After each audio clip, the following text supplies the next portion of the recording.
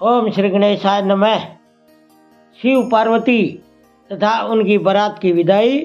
भगवान शिव का सभी देवताओं को विदा करके कैलाश पर रहना और पार्वती खंड के श्रवण की महिमा। ब्रह्मा जी कहते हैं, नारद, ब्राह्मणी ने देवी पार्वती को पतिव्रता धर्म की शिक्षा देने के बाद मैना को बुलाकर कहा, महारानी जी, अब अपनी पुत्री की यात्रा कराइए, इसे विदा कीजिए। तब बहुत अच्छा कहकर वे प्रेम के वशीभूत हो गई। फिर धैर्य करके उन्होंने काली को बुलाया और उसके वियोग के भय से दुखी हो वे बेटी को लगातार गले से लगाकर ऊंची आवाज में रोने लगी। फिर पार्वती भी करुणाजनक बात कहती हुई जोर जोर से रो पड़ी। मैना और शिवा दोनों ही शोक से पीड़ित हो बेहोश हो गई। पार्वती के रोने से देवपत्नियां भी अपनी शुद्ध बुद्ध खो बैठी। सारी महिलाएं वहां रोने लगी। वे सब की सब अचेत सी हो गई। उस यात्रा के समय प्रभु योगेश्वर शिव भी रो पड़े। फिर दूसरा कौन चुप रह सकता था। इसी समय अपने सभी पुत्रों, मंत्रियों और उत्तम ब्राह्मणों को साथ लेकर हिमालय वहां आ पहुंचे और अपनी बच्ची को हृदय से लगाकर रोने लगी। बेटी, तुम मुझे छोड़कर कहाँ जा रही हो?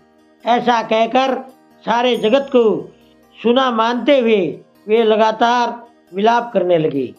तब ज्ञानियों में श्रेष्ठ पुरोहित ने अन्य ब्राह्मणों के सहयोग से आध्यात्म विद्या का उपदेश देते हुए सबको सुखद रीति से समझाया।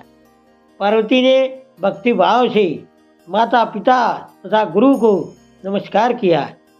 वे महामाया होकर भी लोकाचारवश बार बार रो उठती थी।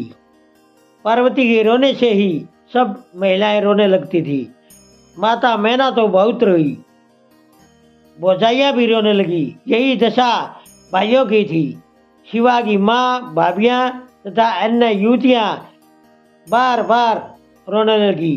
भाई और पिता भी प्रेम और स्वार्थवश रोए बिना नहीं रह सके। उस समय ब्राह्मणों ने मिलकर सबको समझाया और यह सूचित किया कि यात्रा के लिए यही सबसे उत्तम समय है। तब हिमालय और मैना ने धैर्य धारण करके शिवा के बैठने के लिए पालकी मंगवाई। ब्राह्मणों की पत्नियों ने शिवा को इस पर चढ़ाया और सब ने मिलकर आशीर्वाद दिया। माता पिता और ब्राह्मणों ने भी अपनी शुभकामना प्रकट की। मैना और हिमालय ने पार्वती को ऐसे ऐसे सामान दिए जो महारानी के योग्य थे। अनेक प्रकार के द्रव्यों की शुभ राशि भेंट की जो दूसरों के लिए दुर्लभ थी। शिवा ने सभी गुरुजनों को, माता पिता को तथा पुरोहित और ब्राह्मणों को, भौजाइयों को और दूसरी महिलाओं को नमस्कार करके यात्रा की। पुत्रों सहित हिमाचल भी प्यार के वशीभूत हो पीछे पीछे गई और उस स्थान पर पहुंचे जहां देवताओं सहित भगवान शिव प्रतीक्षा कर रहे थे। वहां सब लोग बड़े प्रेम और आनंद से आपस में मिले।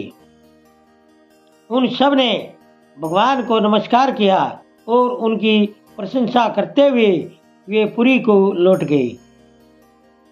उसके बाद कैलाश पहुंचकर भगवान शिव ने पार्वती से कहा, देवेश्वरी, तुम सदा से ही मेरी प्राण प्रिया हो। तुम्हें इस बात की याद दिला रहा हूँ।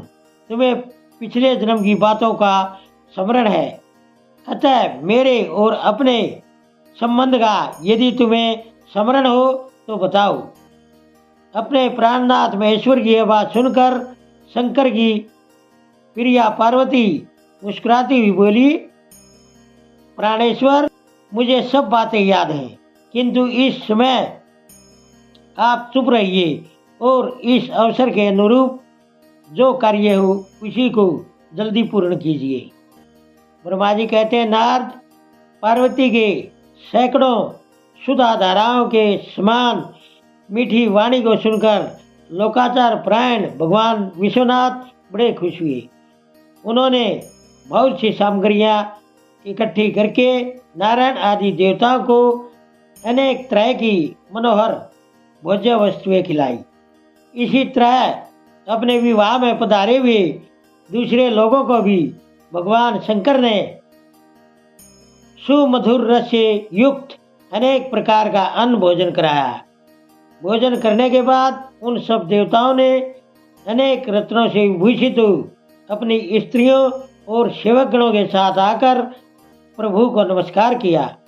फिर मीठे वचनों द्वारा खुशी से उनकी स्तुति एवं परिक्रमा करके शिव विवाह की प्रशंसा करते हुए वे सब लोग अपने अपने धाम को चले गए।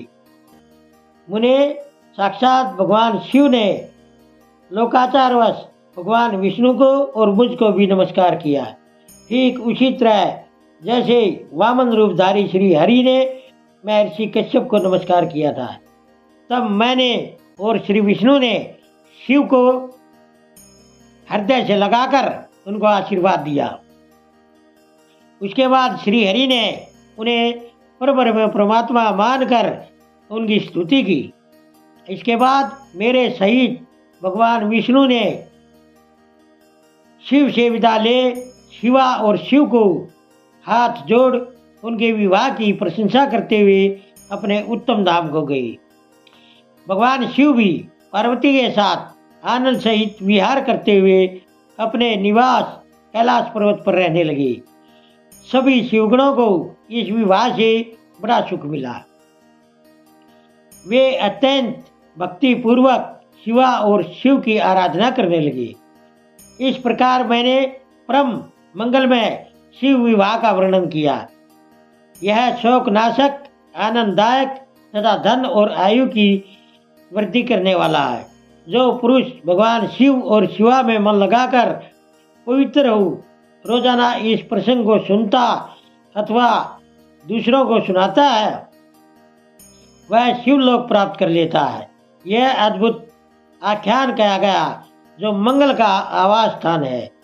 यह सभी बाधाओं को शांत करके सभी रोगों का नाश करने वाला है।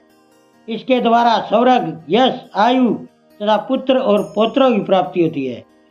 यह सभी कामनाओं को पूरा करता है। इस लोक में भोग देता है और परलोक में मोक्ष प्रदान करता है।